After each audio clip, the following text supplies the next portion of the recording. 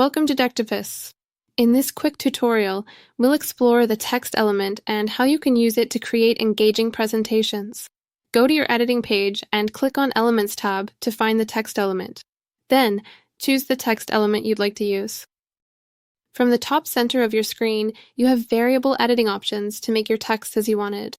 First, you can change its opacity by dragging your mouse or entering a %. Text colors come automatically adjusted to your theme palette, but you can change the color of your text by entering a code or hovering your mouse. You can also make the text gradient from the gradient option. You can change your text style and font from this tab here. We have multiple font options for you to choose from, allowing you to personalize your slides to match your brand or theme.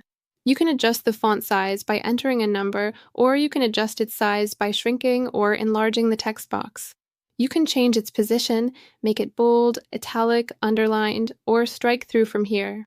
You can also adjust the letter spacing and line height to your liking.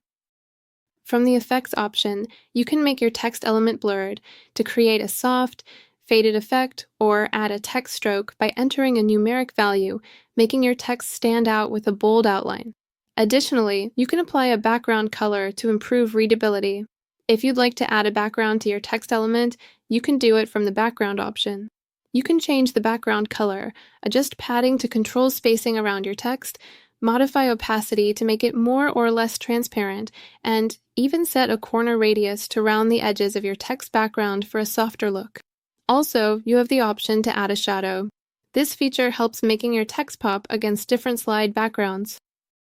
From the Size and Position option, you can make fine-tune editing to adjust your text element's size.